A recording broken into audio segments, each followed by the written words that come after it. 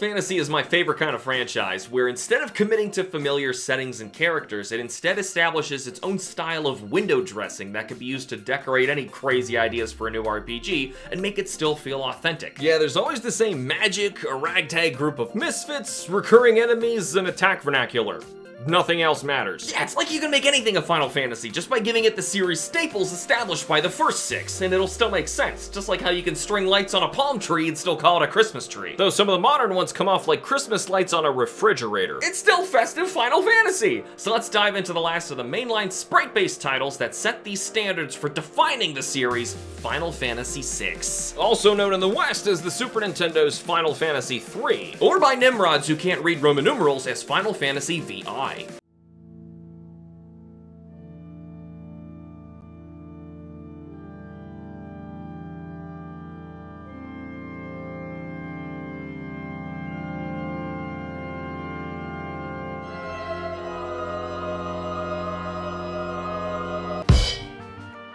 I think I started this game over at least 5 times just trying to decide on which version to fully commit to. There was seemingly something disappointingly lacking in every version of the game. The Super Nintendo original had a botched English translation which screws up major story and gameplay elements alongside some silly censorship. Though the PS1 port fixed a good amount of that alongside adding a couple cool pre-rendered CG cutscenes, it also suffered from new slowdown from excessive loading due to the disc-based system. Whereas the Game Boy Advance port adds a ton of extra bonus content to the game, but it also excessively brightens everything, expecting it to be played on a tiny backlit screen, and it also re-censored some elements as well as garbled the entire soundtrack for those awful GBA speakers. Then there's the Wii Virtual Console version, which obviously doesn't exist anymore. And let's not forget about the hideously remastered iOS and Android mobile port with grossly smooth new sprites.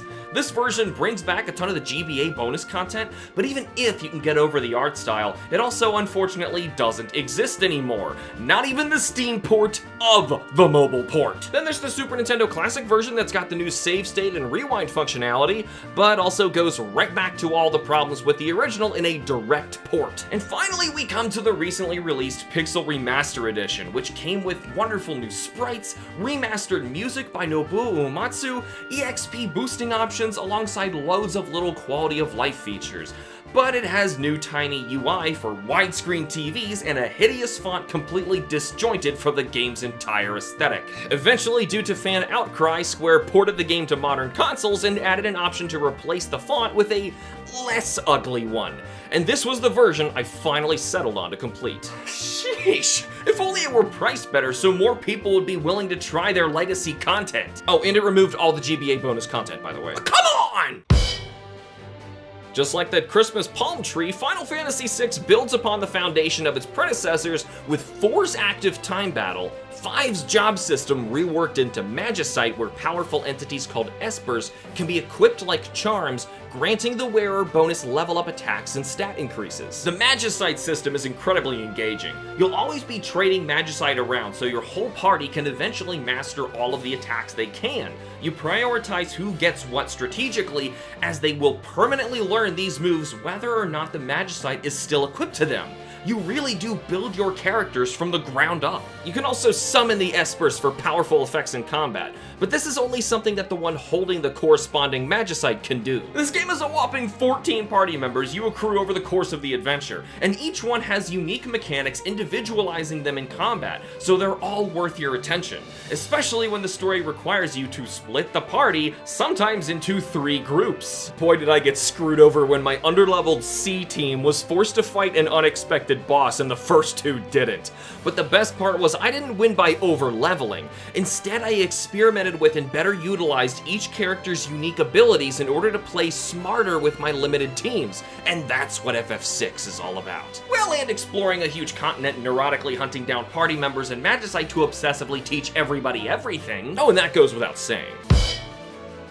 This installment's aesthetics deviate from the established medieval themes and instead take us to a fantasy world millennia after the advent and downfall of magic, where steampunk industrialization is the new norm and magic is a long-lost art. As long as you're not playing that chibi mobile port, these sprites are all great. All characters even emote in charming little ways like gasping in shock or wagging their finger. And the remaster especially adds some spruced up animation effects that the Super Nintendo could only dream of. The sprites themselves got a nice colorful overhaul, keeping the original illustration style, but also adding wider ranges of hues and shades that weren't possible before. Oh, and most importantly, before you start the Pixel Remaster, go to Options, Configuration, and Font Style to make sure everything is a heck of a lot more legible. And that also goes without saying.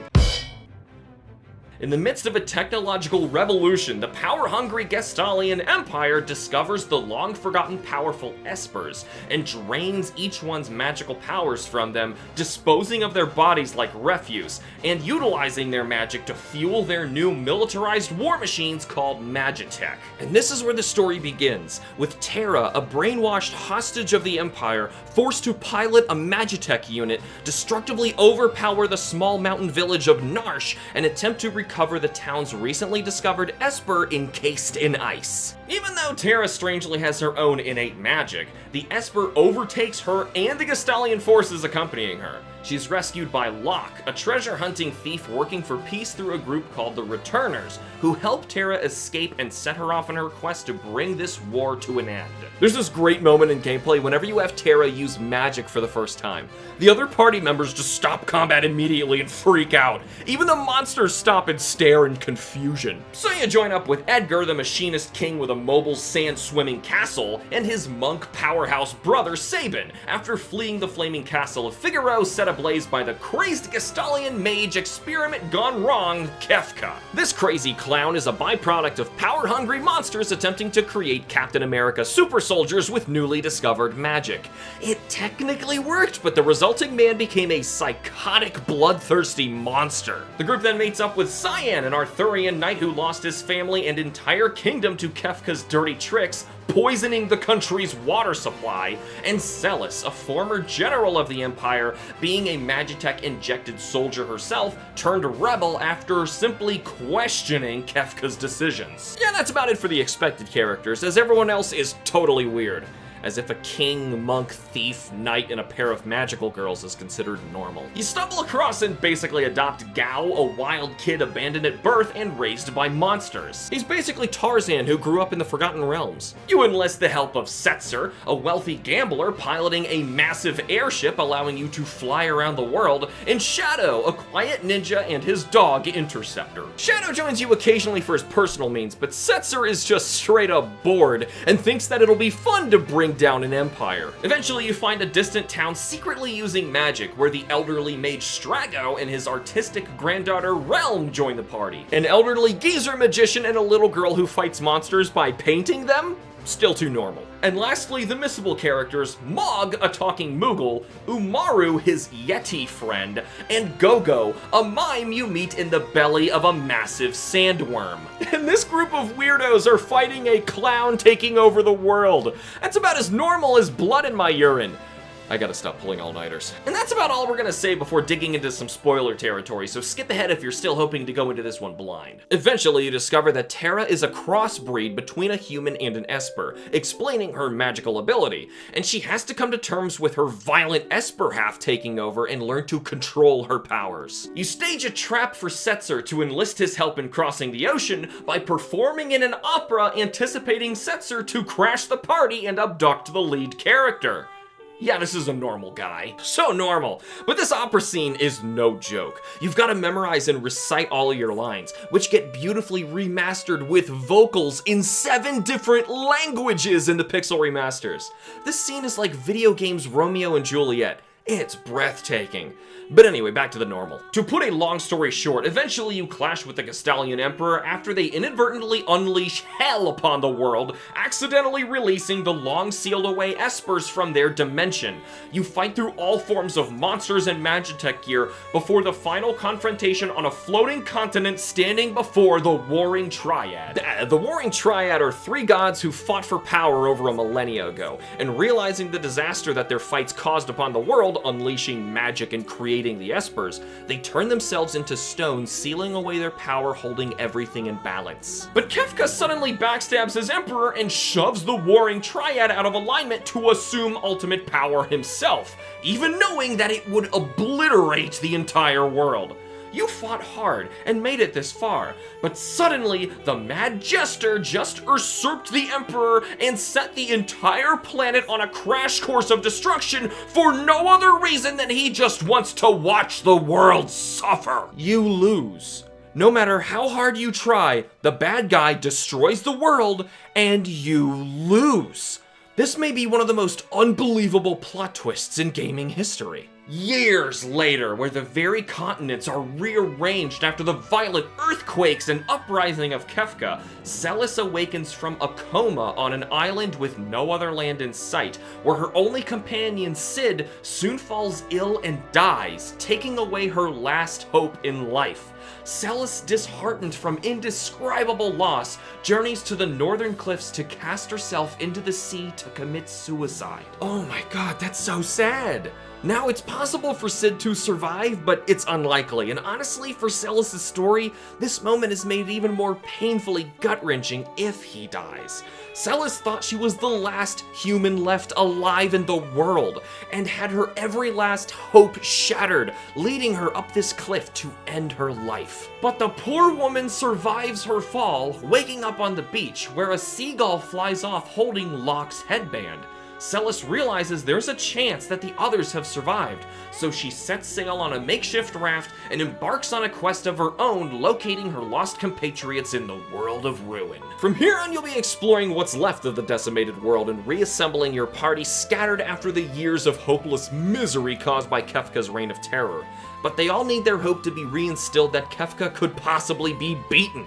Even Terra refuses to help you for a long while until she's hardly given a choice. You also get much more depth into the characters in beautiful little ways we can't elaborate on for the sake of time, but eventually you decide that life in this ruined world isn't worth living for the remaining surviving human race unless Kefka is eliminated. So you gather your strength and throw yourselves at a literal god. Clown god, still a god. And though he mocks you for your fruitless second attempt to stop him, you manage to weaken his resolve, showing him the strength of humanity's hope in you to create a better world. Shoved into a corner, you all manage to finally smite Kefka. Celes basically soloed him for me with half MP dual casting Ultima, Go-Go miming her attacks, and the other members just casting heals and buffs. So it really came down to a magical girl and a mime killing Clown God. Even though there's little world left to return to, humanity is given a new fate with the complete elimination of magic as it fades away from existence alongside the Espers and power of the Warring Triad. I don't even know if that's a win.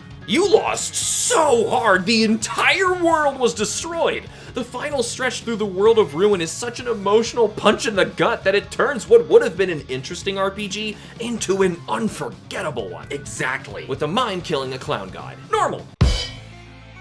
Honestly, it's the music that made me unsure of which version to play the most. The SNES original is amazing, but the GBA kinda ruins it.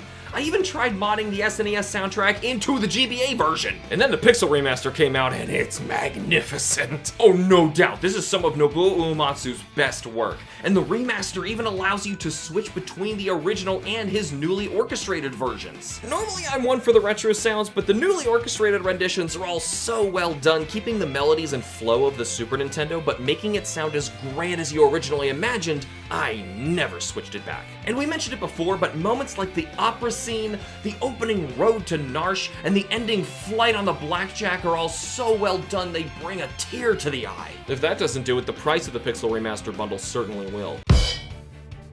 If you're turned off from old Final Fantasy thinking you'll have to grind for dozens of hours, then flush your worries down the crapper, because the remasters added an incredible adjustable XP, Gil, and AP gaining option, allowing you to choose how much or how little you'll have to grind to beat the game. There's even an auto battle feature allowing you to breeze through random encounters, letting you cut the game's playtime down to as little as you want. I also had the huge relief of being automatically checkpointed back to before I died, when before I'd be sent all the way back to my previous save. You can still manually save like before, but now there's an extra quick save and autosave feature. How cool is that? Most importantly, I suplexed a ghost train. What have you done with your life? If the answer isn't suplexed a ghost train, you're missing out. The positive gamer in me enjoyed the heck out of Final Fantasy VI with a charged 8 out of 10. It's such an amazing world to explore, with all of its funny, sad, and emotional moments from the beginning run to Narsh to the bitter world of ruin. The critical gamer in me is delighted to see such a well-preserved icon of gaming history in the remastered Final Fantasy VI, awarding it with a 9 out of 10. It's one of the best RPGs I've ever played, and still holds up nearly 30 years later. But what do you think? Let us know how your positive and critical sides rate Final Fantasy VI in the comments below. But if you're just one of those goofballs thinking retro games are only good for nostalgia, not only are you missing out on some of the best games ever, you're just playing with yourself. Seriously, I beat this game in 2023. How can I possibly be nostalgic of that? I swear, I think I've played more Final Fantasy VI just starting the beginning of all of the different versions, deciding on which one I wanted to play, than I did actually finishing and completing the game on the one run that I did on the remaster. Oh god, well, anyway, they're all still really great, except maybe the mobile port, but either way, however you end up picking this game, give it a try. It's wonderful. Thank you guys so much for watching. Remember to like and subscribe for more, and use the links in the description to nominate your own episode. And thank you to all of our Patreon members, Arrow, Aspen, Crystal, Sid, Genio, Laura, and Squad Fam. Booyah!